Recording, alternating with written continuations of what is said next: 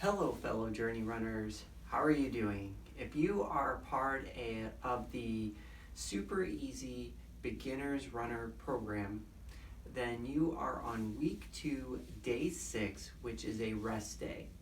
But on rest days, we are either learning something or we are doing something to help us further in our running, in our capabilities of being better runners. So today, I thought we would go over something that I find to be one of what I call the miracles of running.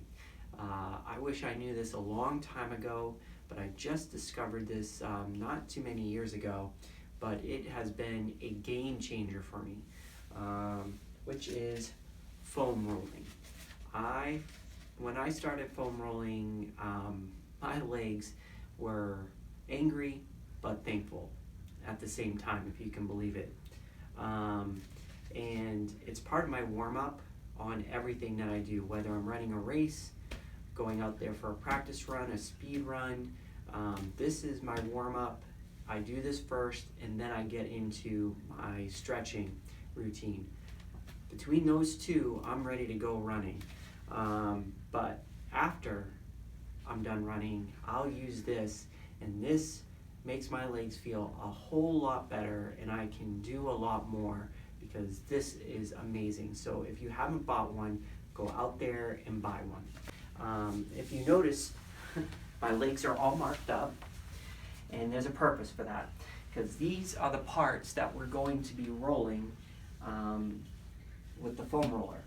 So you can see we have a line on our shin, a line on the back of our calf, the inside of our calf, and one up coming up on the knee, one up the groin, one up the quad, one on the IT band, and I don't have a line here, but one should be going up my hamstring.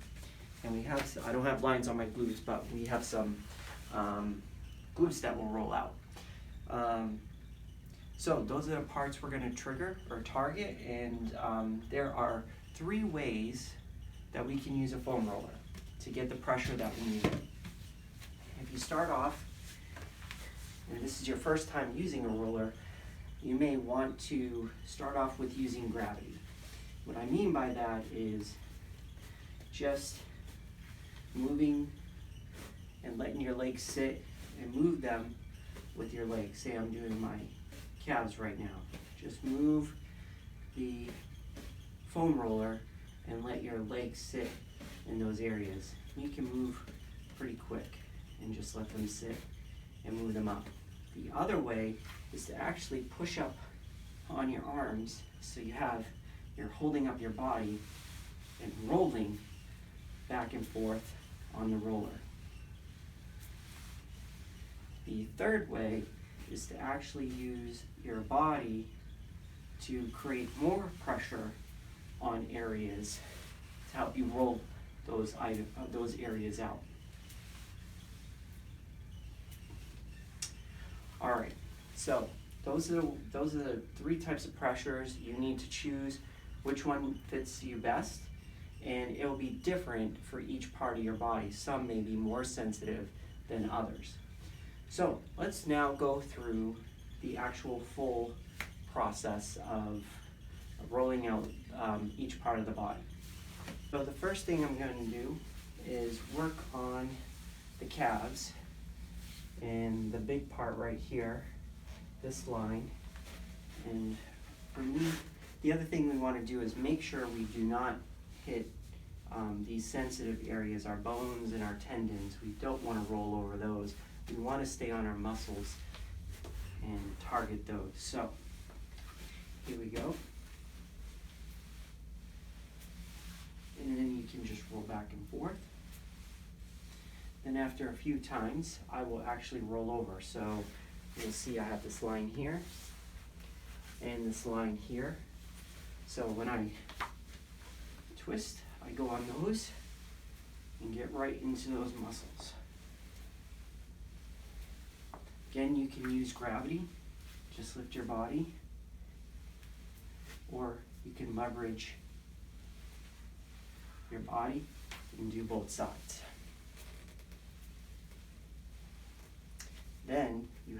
the inside. So usually I like to do it like this. Get right in there. Now, after I'm done my calves, I'll move up to my hamstrings. So get right up on top of that and roll back and forward. Probably up here is better for you to see. So back and forth. Again, you can use your body to help put more pressure down there, especially the bigger muscles like your calves, your hamstrings, and your quads. Okay, now the glutes, you're not going to be able to see this very well, but what I like to do is sit right on there, and the glute that I want to work is how I lift my leg, prop it on the other, kind of get in here, twist, and get all parts of the muscle.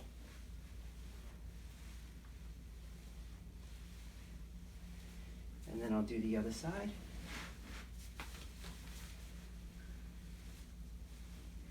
And if you find a spot that you feel is, you'll feel a knot, and you'll feel a knot, trust me, it will hurt.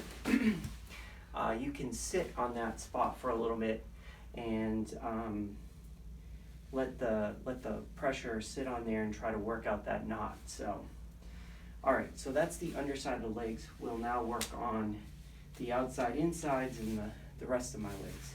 All right, so now we're gonna work our quads, the top of our quads. So what I'll do is get right down. And usually I'm using my elbows to hold my body up.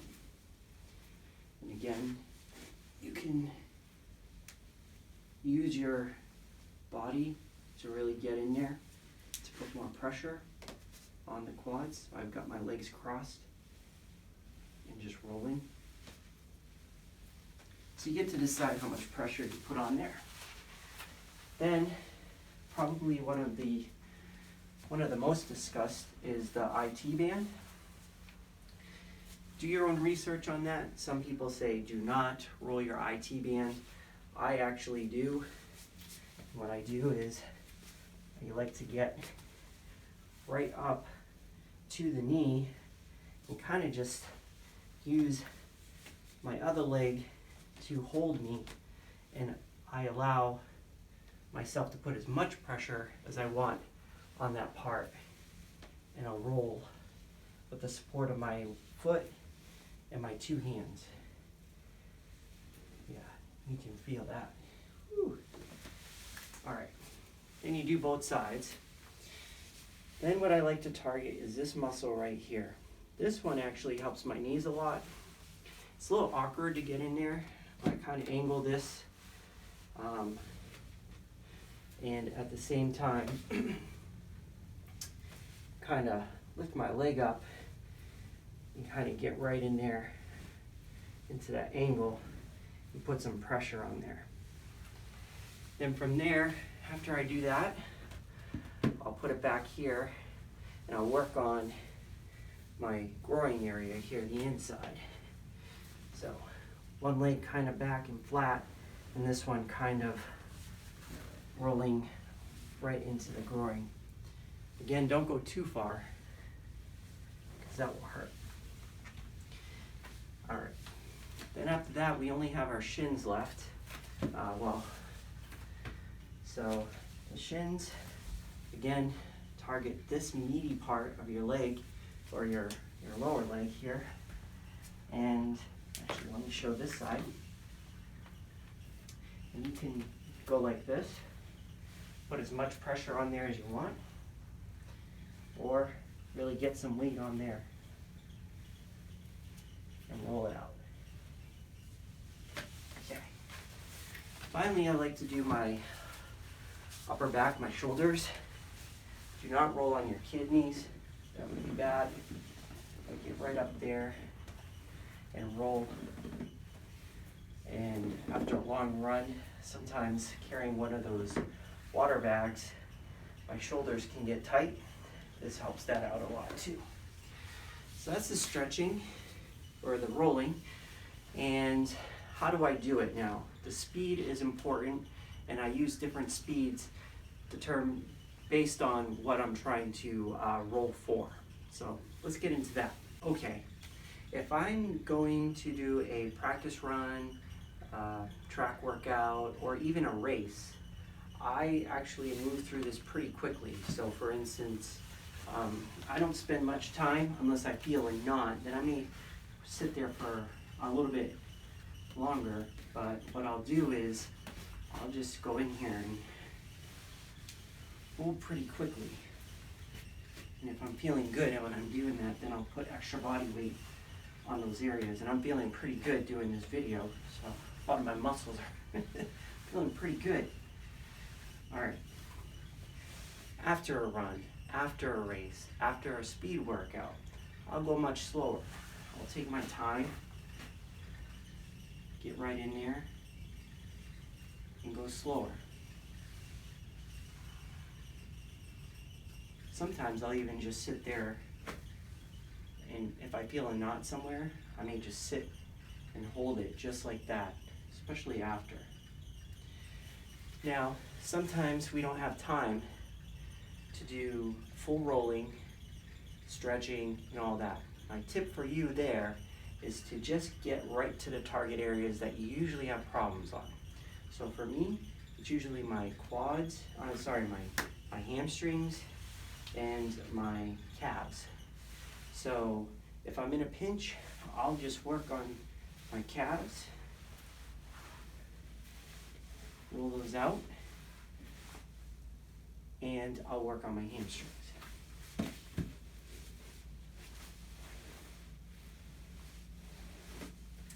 Then I'll go into my stretching and I'll just target those areas, and I'll talk more about that in the next video.